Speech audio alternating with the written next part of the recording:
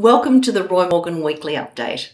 Before launching into the numbers, I want to be clear why we measure what we measure.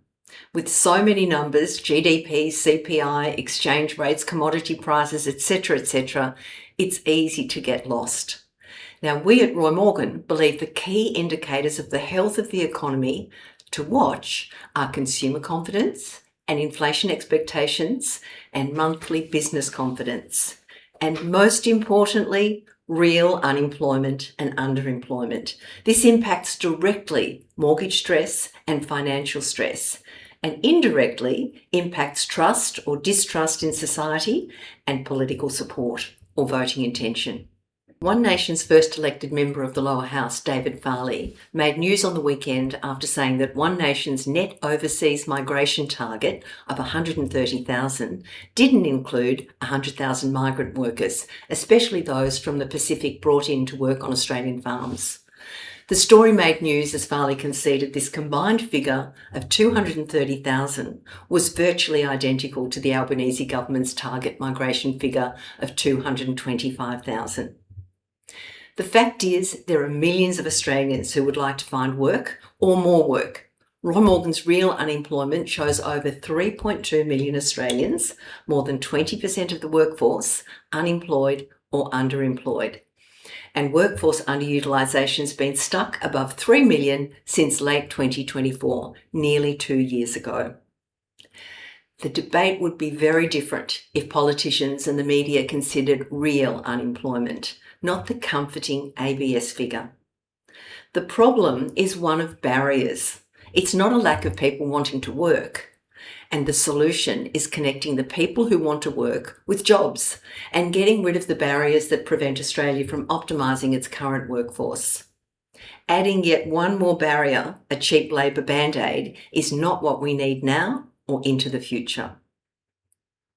And this week, ALP primary support is down 1.5% to 27%, level with One Nation on 27%, and both well ahead of the LNP coalition on 21%. Liberals at 18.5% and Nationals 2.5%.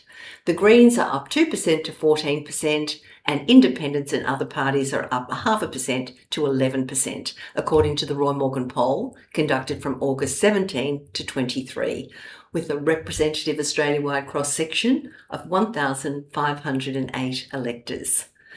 So both major parties, ALP and Coalition, lost support, while the respective minor parties picked up support, left-wing Greens and right-wing One Nation. The net result is little change to the two-party preferred result. If a federal election were held now, the ALP would win a majority against either One Nation, 53 to 47, or the LNP coalition, 52 to 48, both unchanged from a week ago. A clear majority of Australians, 58.5%, say the country's going in the wrong direction. That's down 2%. Only 27% say the country's going in the right direction.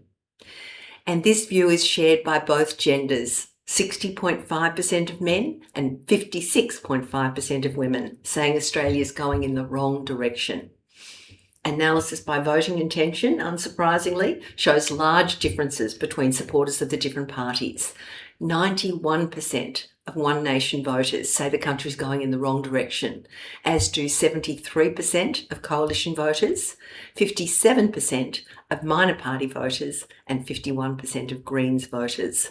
This compares to 42% of independent voters and only 24% of Labor voters. In fact, among ALP supporters, a rising majority, 59%, up 3%, say the country's going in the right direction. There was good news for consumer confidence, rising to its highest mark since the Iran war began. This week, ANZ Roy Morgan consumer confidence was up 1 point to 77.5. Driving the increase was more confidence about the Australian economy's performance over the next year. And the renewed spike in petrol prices is flowing through to inflation expectations. ANZ Roy Morgan inflation expectations increased 0.3% to 6.1%, meaning Australians expect annual inflation of 6.1% in each of the next 2 years. So inflation expectations have now increased 6 times in the last 7 weeks. Roy Morgan has just released the latest quarterly news readership results for the 12 months to June 2026. And the most widely read news categories are general news, with a weekly reach of 19 million, reaching more than 80% of the population. In a clear second is property, read by 10.5 million weekly and reaching 45% of the population. Ahead of sport, read by more than 7 million and reaching over 30% of the population. The latest Roy Morgan Australian Readership report shows 62.2% of Australians read magazines, either in print or online via the web or some kind of app. The cross-platform audience, as it's called, is over 14.5 million Australians aged 14 plus. And nearly 3/4 of this total cross-platform audience, over 10.9 million people, read magazines in their printed form. Paid magazines with the largest cross-platform audience are Better Homes and Gardens and Woman's Day, both reaching an audience of more than 2.1 million Australians. New Idea and the Australian Women's Weekly both reach over 1.6 million, and Take 5 Weekly, TV Week, Take 5 Bumper Monthly Edition, and National Geographic all have audiences of well over 1 million. Just looking at the print magazines, several large categories are read by millions of Australians. 6.3 million read food and entertainment magazines in print.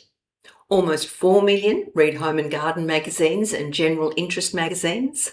More than 2.3 million read mass women's magazines.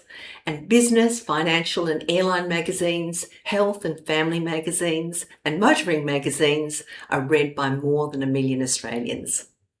Finally today, Roy Morgan released the latest quarterly survey results on Australia's most trusted and distrusted brands for the year to June 2026. For the 11th time, Bunnings is Australia's most trusted brand. Bunnings is followed by Aldi, Kmart, the Commonwealth Bank and Apple in the top 5 places, all unchanged. The improvers in the latest quarter were Toyota, up 2 spots to 6th, NRMA, up 2 places to 12th, ING, up 4 places to 15th, and Officeworks, up 2 places to 16th. For a second straight quarter, Optus is Australia's most distrusted brand following the fatal 000 outage. And second most distrusted is Facebook or Meta, and Temu is in 3rd place. Resource companies also faced rising distrust, with BP, Shell, Caltex Ampol and Hancock Prospectings all sliding into the rankings. For more detail on the key changes in Australia's most trusted and distrusted brands, watch the latest in-depth webinar on the results. And looking forward, I'll be back next week to bring you the latest on mortgage stress, consumer confidence, inflation expectations, and the latest federal voting intention. Thanks for listening. See you next time.